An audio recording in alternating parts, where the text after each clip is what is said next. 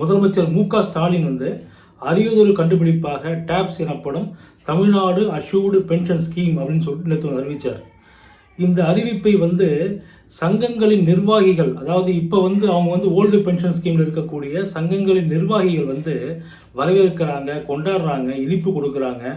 இது மட்டுமல்ல, அதாவது தமிழ்நாட்டில் இருக்கக்கூடிய திமுகவின் குரலாக ஒலிக்கக்கூடிய ஊதுகுரலாக உள்ள ஊடகங்கள் அரசு ஊழியர்களுடைய 20 ஆண்டு கால கோரிக்கையை முதலமைச்சர் திரு ஸ்டாலின் நிறைவேற்றிவிட்டார் அப்படின்னு சொல்லிட்டு கூவுறாங்க.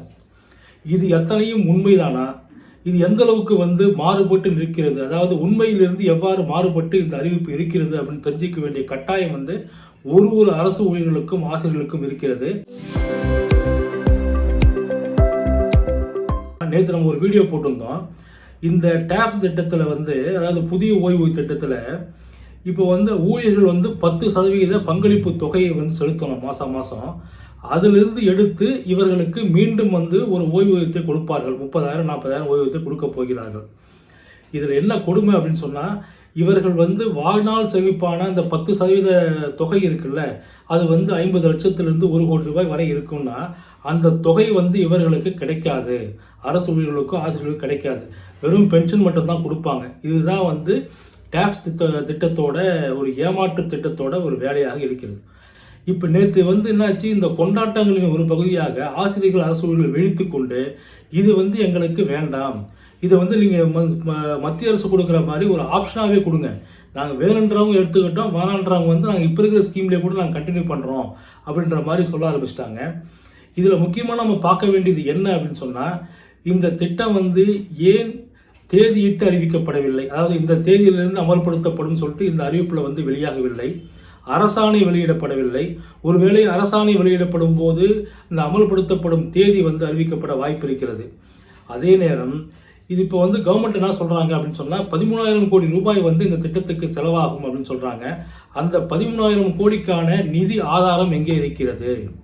ஏன்னா ஏற்கனவே தமிழ்நாடு அரசு மிகப்பெரிய நிதி சிக்கலில் சிக்கி தவிக்கிறது. கொஞ்சம் நஞ்சம் இல்லைங்க. அதாவது சுதந்திரம் பெற்றதிலிருந்து கடைசியாக எடப்பாடியார் ஆட்சி வரை 4.5 லட்சம் கோடி கடன் அப்படின்னு சொன்னால், இவங்க இந்த 5 ஆண்டுகளிலே 5 லட்சம் கோடி ரூபாய் கடன் வாங்கி வைத்திருக்கிறார்கள். அப்படி இருக்கும்போது எப்படி இந்த திட்டத்தை அமல்படுத்த போகிறார்கள்ன்ற ஒரு விளக்கம் அரசுகிட்ட இல்லை. அதை சொல்லவும் அவர்கள் தயாராக இல்லை.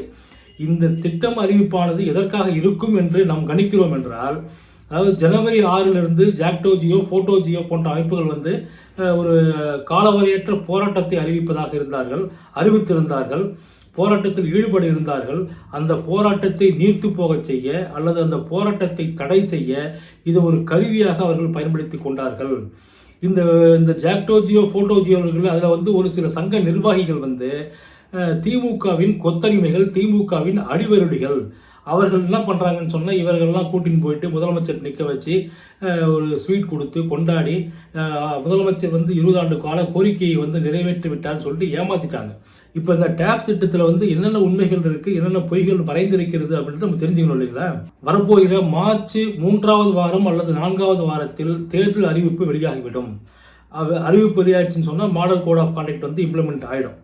அப்படி ஆகிவிட்டது என்றால், இவர்கள் அதுவரையில் இந்த ஜிஓவை போடாமல் தள்ளிவிட்டார்கள் என்றால் இது வெறும் ஒரு வெற்று அறிவிப்பாகவே இருக்கும். ஏற்கனவே சொன்னாங்க இல்லைங்களா, ஓல்டு பென்ஷன் ஸ்கீம் நாம் கொடுக்குறோன்னு சொல்லிட்டு, அதை போன்று இதுவும் ஒரு ஏமாற்று வெற்று அறிவிப்பாகவே இருக்கும். அல்லது இப்போ ஒரு ஜிஓ போடுறாங்க, ஜிஓ போட்டு இந்த தேதியிலிருந்து இந்த திட்டம் அமல்படுத்தப்படும் என்று அறிவித்து விட்டால் அதற்கான நிதி ஆதாரம் எங்கே என்ற கேள்விக்கு தமிழக அரசு பதில் சொல்ல வேண்டிய நிலையில் இருக்கிறது. அல்லது இன்னொன்றும் செய்ய வாய்ப்பு இருக்கிறது. என்ன பண்ணுவாங்க அப்படின்னு சொன்னால், இப்போ ஒரு உதாரணத்துக்கு ஜிஓ போட்டு 1/6 முதல் இந்த பென்ஷன் ஸ்கீம் அமலுக்கு வரும் என்று சொல்லிவிட்டால், அடுத்து வரப்போகிற ஆட்சியின் தலைமையில் இதை தூக்கி வைத்து விடுவார்கள். இதைத்தான் அவங்க பிளான் பண்ணுறாங்க. அதாவது நாங்கள் அறிவிச்சிடுறோம், வழக்கம் போல் அரசு ஊழியர்கள் ஆசிரியர்களோட ஓட்டை வாங்கிட்டு அடுத்த கவர்மெண்ட் மேலே பழியை போட்டு அவங்க இம்ப்ளிமெண்ட் பண்ணாங்கன்னு சொன்னால், அதை தாண்டி அதாவது நிதி ஆதாரத்தை அவர்கள் சரி செய்து இந்த திட்டத்தை அமல்படுத்தினார்கள் என்றால், நாங்கள் கொண்டு வந்த திட்டத்தை தான் இவர்கள் அமல்படுத்துகிறார்கள் என்று பெயர் வாங்கி கொள்ளலாம் என்று ஒரு அல்ப ஆசையில் இந்த திமுக அரசு இருக்கிறது அப்படின்றது தான் உண்மை. எந்த ஒரு தேதியும் குறிப்பிடாமல் ஒரு அறிவிப்பை மட்டும் வெளியிட்டு விட்டு இதை நாங்கள் கொடுக்குறோம்னு சொன்னால் ஊழியர்கள் மத்தியில் கொந்தளிப்பை ஏற்படுத்தும், அச்சத்தை ஏற்படுத்தும் என்பது ஆட்சியாளர்களுக்கு நன்றாகவே தெரியும். தெரிந்திருந்தும் இப்படி செய்கிறார்கள் என்றால் இது ஒரு ஏமாற்று வேலையாகவே பார்க்கப்படுகிறது. டேப்ஸுக்கும் யூபிஎஸ்க்கும் என்ன வித்தியாசம்? பெரிய வித்தியாசம்லாம் ஒன்றும் இல்லை, கொஞ்சம் தான் வித்தியாசம் இருக்குது. அந்த யூபிஎஸ்ஐ பார்த்து காப்பி அடித்தது தான் இந்த டேப்ஸ் அப்படின்ற திட்டத்தை தமிழ்நாடு அரசு கொண்டு வந்திருக்கு. இதை நீங்கள் ஓல்டு பென்ஷன் ஸ்கீமோட ஒப்பிட்டு பேசுகிறாங்க. அது மிக மிக தவறு. அவங்க அதாவது பழைய ஓய்வு திட்டத்திற்கு இணையானது அப்படின்னு சொல்கிறாங்க. எப்படி இணையானதாக இருக்க முடியும்? ஏன்னா இப்போ நீங்கள் அறிவிச்சிருக்கிற இந்த டேப்ஸ் திட்டத்தில் 10% பங்களிப்பு தொகையை பெற்றுக்கொண்டு தான் நீங்கள் ஓய்வூதியம் கொடுக்க போகிறீர்கள். இதே பழைய ஓய்வு திட்டத்தில் ஊழியர்கள் பங்களிப்பு தொகையாக ₹1 கூட செலுத்த தேவையில்லை. அவர்கள் ஓய்வு பெறும் நாளில் பிஎஃப் தொகை வட்டியுடன் கிடைத்துவிடும். அதே மாதிரி பென்ஷன் கிடைத்துவிடும். ஆனால் நீங்கள் என்ன பண்ணுறீங்க? கிராஜுவிட்டின்ற பேரில் அதுக்கு ஒரு சில வழிமுறைகள்லாம் வைத்து ₹25 லட்சம் நீங்கள் கிராஜுவிட்டி கொடுக்குறேன்னு சொல்கிறீங்க. அதே நேரத்தில் அந்த பென்ஷன் ₹30,000 to ₹40,000 கொடுக்குறேன்னு சொல்கிறீங்க. அதுக்கு நீங்கள் அவங்க பணத்தை எடுத்து அவங்களுக்கு கொடுக்கறதுக்கு பதிலாக அவங்க பணத்தை அவங்ககிட்டே கொடுத்துட்டீங்கன்னு சொன்னால் அவர்கள் வங்கியில் செலுத்திவிட்டு அசலையும் காப்பாற்றிக் கொள்வார்கள். வட்டியை வைத்து அவர்கள் பென்ஷன் போல வாழ்ந்து கொள்வார்கள். இதை செய்யாமல் தமிழக அரசு என்ன பண்ணுறாங்கன்னு சொன்னால் அந்த டேப்ஸ் திட்டத்தை கொண்டு பங்களிப்பு ஓய்வு திட்டம் தான் அதை வேறு பெயரில் அமல்படுத்துகிறாங்க.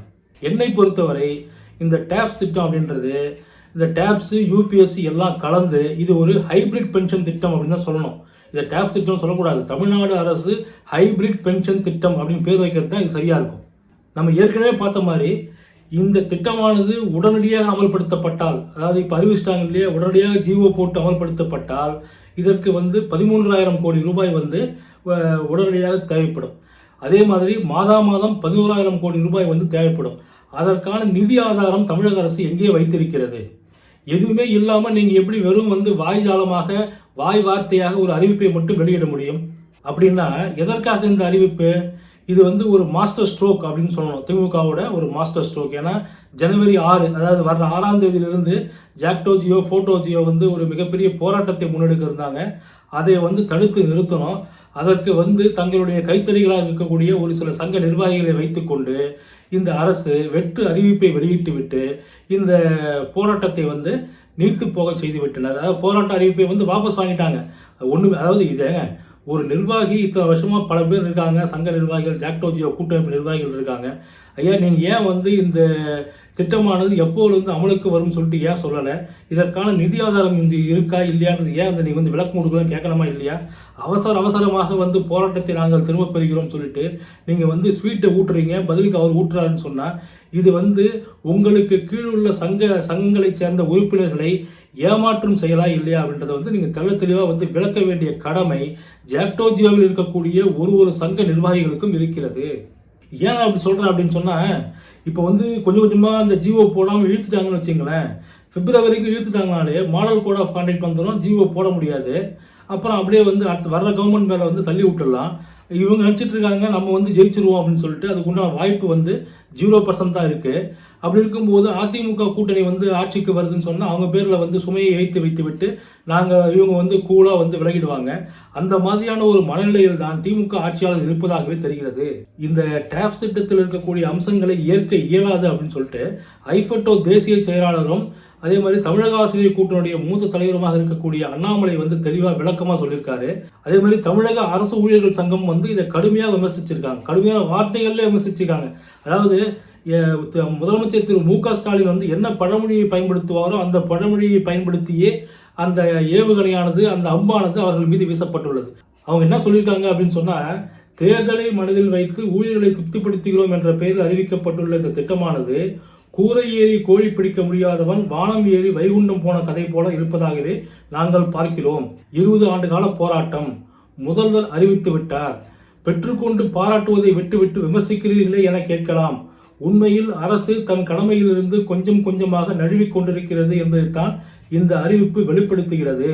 இந்த ஏமாற்று வேலையை தமிழ்நாடு அரசு ஊழியர் சங்கம் ஒருபோதும் ஏற்காது. சிகப்பு கொடி ஏந்தி ஊழியர் நலனுக்காக போராடி வந்தவர்கள் எல்லாம் வெள்ளை கொடியோடு கோட்டை கொத்தளத்தில் இருப்பதால் தான் உழைப்பாளி மக்களும் பாட்டாளிகளும் ஏன் படித்த அரசு ஊழியர் ஆசிரியர்களும் இன்று வீதியில் நிற்க வேண்டிய அவல நிலைக்கு ஆளாகியுள்ளோம். உழைப்பாளி மக்களின் நலன் காக்கும் போராட்டத்தில் சில நேரங்களில் தலைவர்களாலேயே சங்கங்கள் அடகு வைக்கப்படும். உடனிருப்பவர்களாலேயே துணிவோடு போராடுபவர்கள் காட்டிக் கொடுக்கப்படுவார்கள். அரசு அடக்குமுறைகளை ஏவிவிட்டு உரிமைக்கான போராட்டத்தை ஒடுக்கும். ஆனால் உரிமைக்கான போராட்டத்தில் உணர்வோடு களத்தில் நிற்பவர்களின் வெற்றி என்பது சர்வ நிச்சயம் என்று எங்களுக்கு தொழிற்சங்க இலக்கணம் கற்பித்த ஆசான்கள் கற்றுக் கொடுத்திருக்கிறார்கள். தமிழ்நாடு அரசு ஊழியர் சங்கத்தோட அறிக்கை இந்த மாதிரிலாம் இடம்பெற்றிருக்கு. அவங்க மிக கடுமையாக தான் விமர்சிக்கிறாங்க. அதே மாதிரி ஐஃபோட்டோ அண்ணாமலை என்ன சொல்றாருன்னு சொன்னா, பெரும்பாலும் அரசு ஊழியர்கள் ஆசிரியர்கள் இந்த அறிவிப்பை எதிர்த்து உள்ள குமுறலோடு தங்களது எதிர்ப்பை வலைதளங்களில் பதிவிட்டு வருகிறார்கள், புலனப்பதிவுகளில் பதிவிட்டு வருகிறார்கள். நீங்கள் அவங்ககிட்ட பிடித்த தொகையை அவங்ககிட்ட சேமிப்பு தொகையை மீண்டும் கொடுக்கணும், அதுதான் முறையாக இருக்கும். அறிவிப்பானை அதாவது ஜிஓ வந்த பிறகு என்ன இருக்கிறது என்பதை பார்த்துவிட்டு அதற்கேற்ப ஜாக்டோஜியோ போட்டோஜியோ உள்ளிட்ட சங்க நிர்வாகிகளும் எங்களை போன்ற மூத்த உறுப்பினர்களும் அதற்கேற்ற குரல் கொடுக்க வேண்டும் சொல்லிட்டு அவர் வலியுறுத்தியிருக்கார். இதில் ஒரு முக்கியமான அம்சமாக அரசு ஊழியர் ஆசிரியர்கள் வைக்க வேண்டியது என்ன சொன்னால், மீண்டும் நான் ஏற்கனவே சொல்லியிருந்தேன், மீண்டும் சொல்கிறேன், இந்த டேப்ஸ் ஓய்வூதிய திட்டத்தில் நாங்கள் கண்டிப்பாக இணைய வேண்டும் என்று வற்புறுத்தக்கூடாது. இதை நீங்கள் மத்திய அரசு போலவே ஒரு ஆப்ஷனாகவே வைங்க. நாங்கள் வேணும்னா இணைஞ்சிக்கிறோம், இல்லைன்னு சொன்னால் நாங்கள் ஏற்கனவே இருக்க பென்ஷன் ஸ்கீம்லேயே கண்டினியூ பண்ணுறோம். இதை நீங்கள் ஏற்கவில்லை என்றால் எங்களது வாழ்நாள் சேமிப்பை திருப்பி கொடுத்து விடுங்கள், வட்டியோடு திருப்பி கொடுங்க அப்படின்னு சொல்லிட்டு கேட்குறாங்க. தமிழக அரசு இந்த அறிவிப்பை தேர்தலுக்காக வெளியிட்டுள்ளதா அல்லது உண்மையாகவே ஆசிரியர் நலனில் அக்கறையோடு வெளியிட்டுள்ளதா என்று பார்த்தால் தேர்தலுக்காக வெளியிட்ட ஒன்றாகவே தெரிகிறது.